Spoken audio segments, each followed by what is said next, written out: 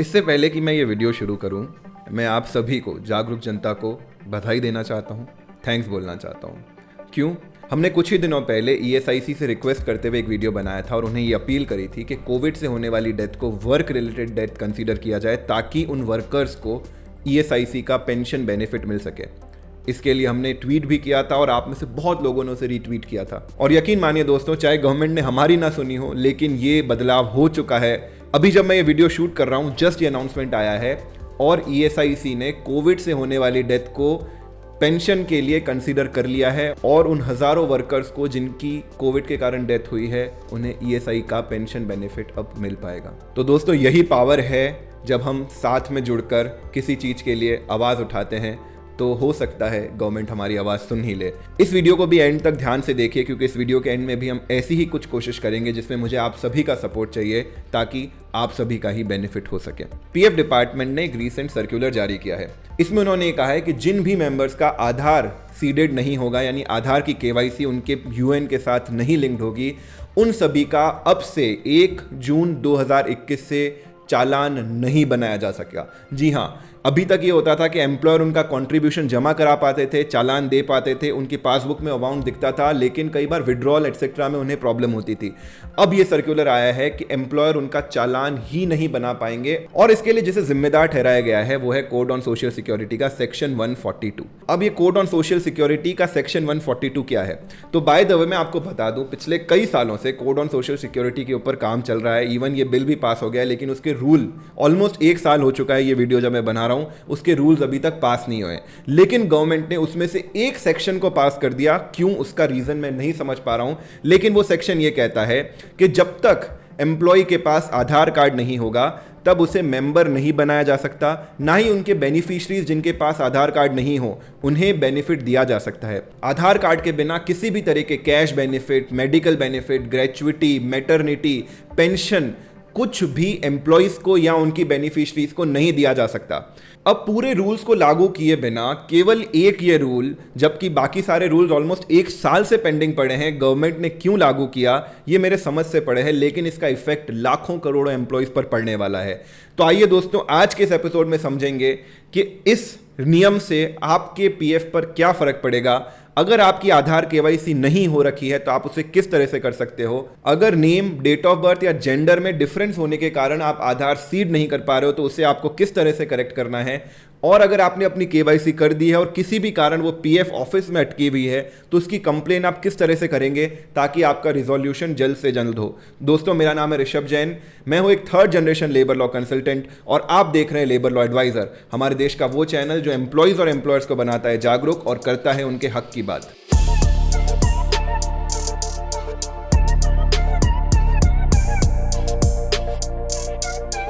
तो इस नियम से होने ये वाला है कि 1 जून 2021 से उन लाखों एम्प्लॉयज जिनकी आधार की केवाईसी प्रोबेबली उनके नाम, डेट ऑफ बर्थ या जेंडर करेक्शन के कारण नहीं हो पा रही, और ये करेक्शन भी वो नहीं कर पा रहे क्योंकि कई लोगों के पास रिक्वायर्ड डॉक्यूमेंट्स ही नहीं है अपने डेट ऑफ बर्थ के रिगार्डिंग, उन सभी का पीएफ में कंट्रीब्यूशन रुक जाने वाला है। जी हाँ, उनका पीएफ में कंट्रीब्यूशन इटसेल्फ रुक जाने वाला है और एम्प्लॉयर्स भी इसमें बहुत सफ़र करेंगे, क्योंकि मान लीजिए वो 6 महीने बाद या 3 महीने बाद अपनी केवाईसी करवा पाते हैं। वैसे भी केवाईसी करवाना एक दिन का काम नहीं है। आप आज केवाईसी सीट करेंगे, आपका एम्प्लॉयर उसे अप्रूव करेगा, उसके बाद वो पीएफ डिपार्टमेंट के पास जाएगा, महीनों लग जाते हैं ये पूरा प्रोसेस होने में।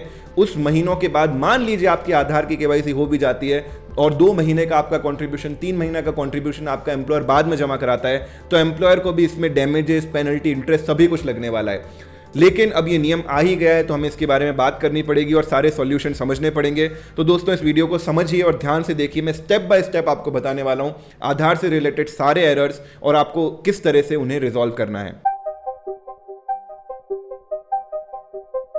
तो स्टेप नंबर 1, सबसे पहले आप अपने यूएन मेंबर पोर्टल पर लॉगिन करिए और चेक करिए कि आपकी आधार केवाईसी हो रखी कि नहीं। इसके लिए आपको लॉगिन करने के बाद मैनेज में केवाईसी सेक्शन में जाना है। तो अगर आपकी वहां आधार केवाईसी हो रखी होगी और यहां पर अप्रूव्ड लिखा रखा होगा तो इसमें और कोई घबराने की बात नहीं है, आप इसमें सेफ हैं और आपका कंट्रीब्यूशन लगातार जारी रहेगा। अब बात करते हैं उन लोगों की जिनकी आधार की केवाईसी हो नहीं रखी है। उसमें भी हम 2 केसेस की बात करेंगे।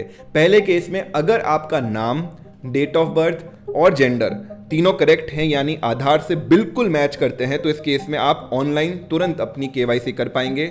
आपको मैनेज सेक्शन में केवाईसी में जाना है और यहाँ पर अपना आधार नंबर डाल के सबमिट कर देना है। उसके बाद अगर आपका आधार नंबर करेक्ट है, डेट ऑफ बर्थ, नाम और जेंडर मैच कर रहा है, तो ये आपके verification pending by employer section में आ जाएगा और आपके एम्प्लॉयर को अपने डिजिटल सिग्नेचर के थ्रू इसे वेरीफाई करना है। उसके बाद ये वेरीफाई होकर आपकी केवाईसी डन हो जाएगी।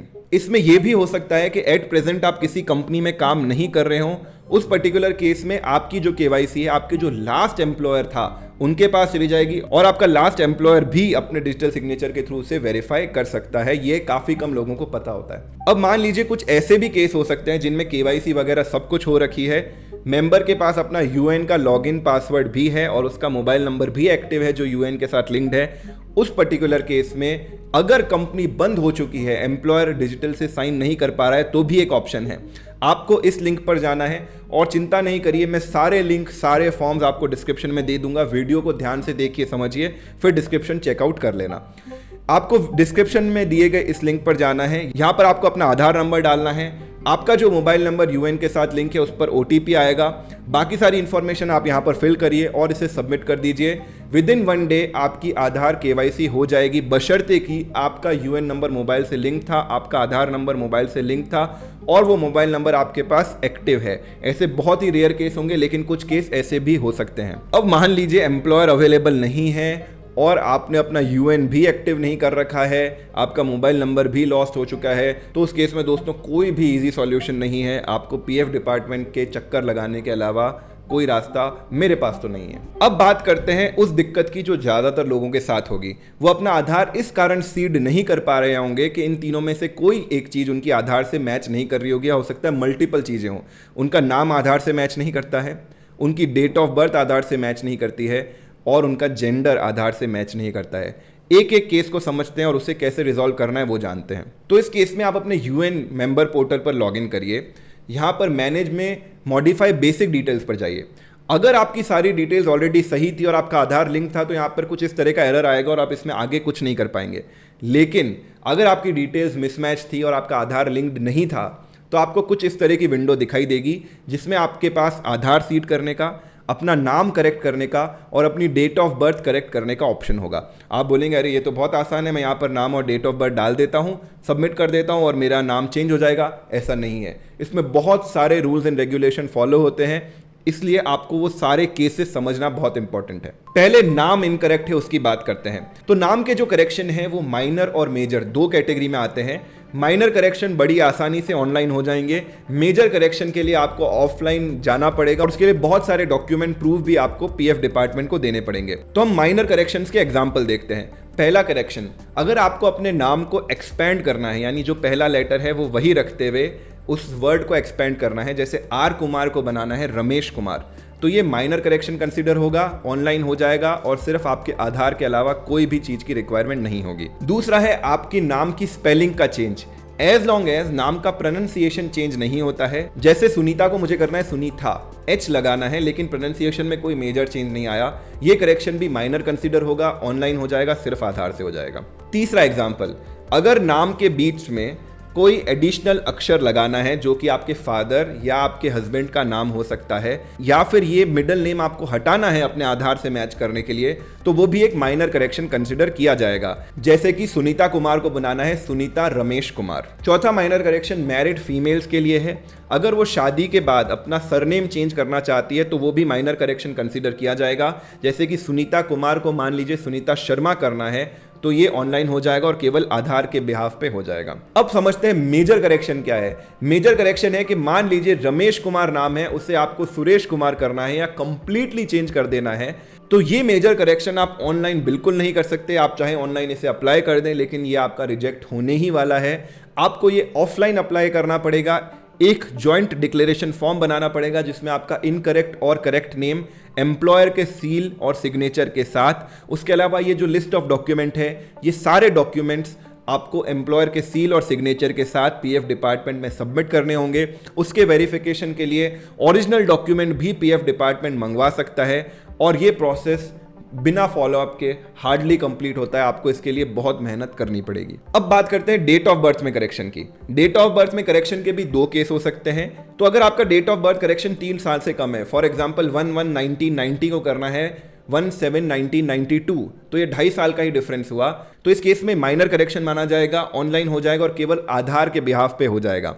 लेकिन अगर 3 साल से ज़्यादा का डिफरेंस है, फॉर एग्जाम्पल 1/1/1990 को आपको करना है 1/7/1993, जो 3.5 साल हो गया, तो ऑटोमेटिकली ये करेक्शन करते समय आपके पास ये अलर्ट आ जाएगा। इस अलर्ट में लिस्ट ऑफ डॉक्यूमेंट्स आपको दे रखी है, इसकी PDF कॉपी अपने आधार कार्ड के साथ आपको सबमिट करनी है। उसके बाद ही आपका 3 साल से बड़ा करेक्शन हो पाएगा। लेकिन अच्छी बात यह कि आपका एटलीस्ट ये काम करेक्शन का, डेट ऑफ बर्थ का 3 साल से ज़्यादा का ऑनलाइन हो सकता है। अब एक ऐसा सिनेरियो जो काफ़ी एम्प्लॉयज़ फेस करेंगे, मान लीजिए आपका एस्टेब्लिशमेंट क्लोज हो चुका है, आपका एम्प्लॉयर कहीं अवेलेबल ही नहीं है साइन करने के लिए डॉक्यूमेंट्स, तो आप डॉक्यूमेंट या जॉइंट डिक्लेरेशन फॉर्म कैसे सबमिट करेंगे?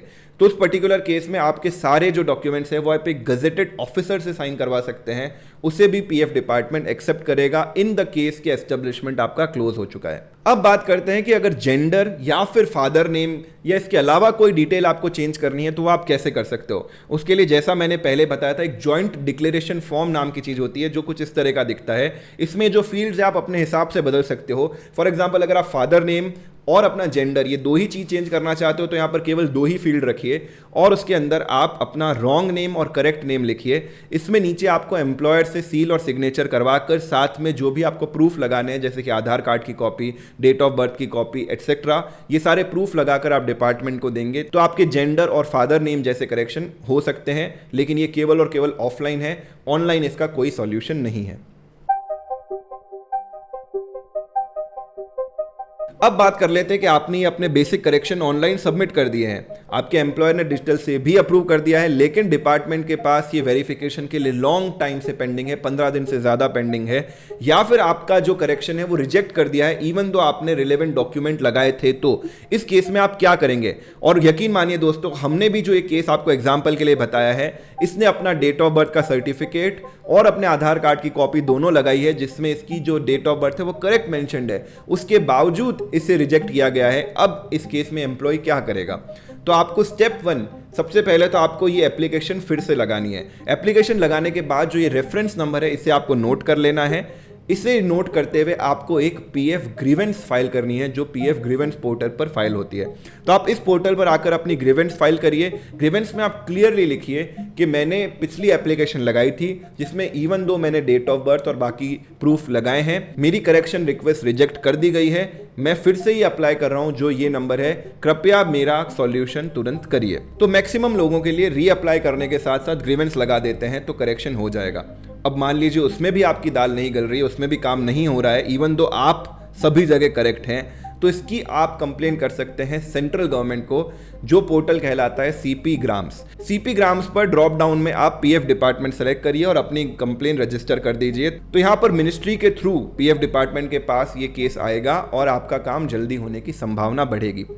और लास्ट रिजॉर्ट बचता है, इसके बावजूद आपका काम नहीं हो रहा है, यही नहीं और कोई भी गवर्नमेंट डिपार्टमेंट में आपका काम नहीं आ रहा है, तो लास्ट रिसोर्ट जो हमारे पास रहता है जिससे हम उस एप्लीकेशन का स्टेटस पता कर सकते हैं कि भाई हमारा काम नहीं हो रहा है, वो हमें पता चल रहा है, लेकिन ये स्टेटस कहाँ पे अटका हुआ है, ये एप्लीकेशन कहाँ पे अटकी हुई है और इतने टाइम से अटकी हुई, उसका रीज़न क्या है, तो वो टूल कहलाता है RTI। और मुझे ये लगता है कि इस देश की हर जागरूक जनता को RTI यूज़ करना आना चाहिए। इसके लिए हमने पहले बहुत सारे वीडियोस भी बना रखे हैं और हमने रिसेंटली एक कोर्स भी लॉन्च किया था A to Z of RTI, जिसमें हमने एक डेडिकेटेड लेक्चर बनाया है केवल और केवल PF और ESI से जुड़े हुए मैटर्स में किस तरह से आपको RTI फाइल करनी है। और दोस्तों, इस कोर्स के लिए हम आपसे कुछ चार्ज नहीं कर रहे हैं, केवल इस कोर्स की प्राइस हमने रखी है ₹1। आप LLA प्रोफेशनल ट्रेनिंग इंस्टीट्यूट की ऐप पर जाकर इस कोर्स को ₹1 में ले सकते हैं और ना सिर्फ अपने केसेस का स्टेटस पता कर सकते हैं, अपने फ्रेंड्स एंड फैमिली का भी भला कर सकते हैं। अब अगर आप एज ए एम्प्लॉयर ये वीडियो देख रहे हैं तो बस इतना करिए, अपने एम्प्लॉयर पोर्टल में लॉगिन करने के बाद डाउनलोड सेक्शन से KYC में जाइए, KYC में फिल्टर लगाइए कि किन लोगों की आधार KYC पेंडिंग है, आपके पास पूरी लिस्ट आ जाएगी। इस लिस्ट को आप चाहे तो एक्सेल में भी डाउनलोड कर सकते हैं और उन सभी को इन्फॉर्म करिए कि अगर आपकी KYC नेम या डेट ऑफ बर्थ करेक्शन के कारण नहीं हो रही है तो प्लीज़ अपना जो भी करेक्शन है वो ऑनलाइन सबमिट करिए। आप एज ए एम्प्लॉयर उसको फटाफट से DSC से अप्रूव करिए और पीएफ डिपार्टमेंट की तरफ ये काम आगे बढ़ाइए ताकि वो अप्रूवल दें और उनका आधार केवाईसी हो। अदरवाइज न सिर्फ इन एम्प्लॉयज को सफर करना पड़ेगा, आपको इंटरेस्ट और डैमेजेस की पेनल्टी लेनी पड़ेगी। और लास्ट अपील, अगेन जैसा मैंने वीडियो के शुरू में आपसे रिक्वेस्ट करी थी, मैं लास्ट अपील आप सभी से कर रहा हूं। ये जो चेंज आया है बहुत सडन आया है और इसका इम्पैक्ट फाइनली इस कोविड के सिचुएशन में एम्प्लॉयज़ को ही पड़ने वाला है। एम्प्लॉयर्स को भी इसका इफेक्ट पड़ सकता है क्योंकि कोविड में उनकी फैक्ट्रीज, उनके एस्टेब्लिशमेंट प्रॉपर तरीके से चल नहीं रहे हैं, केवाईसी इकट्ठा करना डिफ़िकल्ट है। अगर आपके डॉक्यूमेंट्स गांव में पड़े हैं किसी एम्प्लॉय के, तो गांव से वो डॉक्यूमेंट किस तरह से प्रोक्योर करेगा, ओरिजिनल डॉक्यूमेंट डिपार्टमेंट को किस तरह से सबमिट करेगा, ऑफलाइन डिपार्टमेंट में जाकर किस तरह से अपनी एप्लीकेशन लगाएगा, कैसे अपना नाम करेक्ट करेगा, बहुत डिफिकल्ट है। तो इस तरह के कुछ तानाशाही नोटिफिकेशन जो गवर्नमेंट लाती है, उसका नुकसान केवल और केवल इस देश के आम आदमी को ही होता है। तो अगर आप इनमें से किसी कैटेगरी में हैं तो मैं रिक्वेस्ट कर रहा हूं आपके बिहाफ पे पीएफ डिपार्टमेंट से कि इस नोटिफिकेशन को एटलीस्ट 6 महीने से 1 साल की हमें मोहलत दी जाए, क्योंकि कोविड की सिचुएशन में इवन दो ये काम अच्छा है, सभी का आधार अगर लिंक हो जाएगा तो उससे उन्हें बाकी सारी सुविधाएं लेने में मदद मिलेगी, उनका ऑनलाइन विड्रॉल वगैरह फास्ट हो पाएगा। लेकिन इस तरह से एक डेडलाइन बना देना और ये बोलना कि आपका चालान ही नहीं बन पाएगा, बिल्कुल गलत है। स्पेशली इस समय में जब कोविड चल रहा है, पीएफ डिपार्टमेंट खुद फुल स्केल पर फंक्शन नहीं कर पा रहा है, वहाँ पर एम्प्लॉयज़ नहीं जा पा रहे हैं। तो मैं ये अपील एक ट्वीट के थ्रू नीचे डिस्क्रिप्शन में कर रहा हूँ। अगर आपको लगता है कि ये बात पीएफ डिपार्टमेंट तक पहुँचनी चाहिए तो आप इसे ज़रूर रीट्वीट करके पीएफ डिपार्टमेंट तक पहुँचा सकते हैं। आज के एपिसोड में उतना ही। लेबर लॉ एडवाइज़र के एक और एपिसोड में आपसे जल्द मिलूंगा। जय हिंद, जय भारत।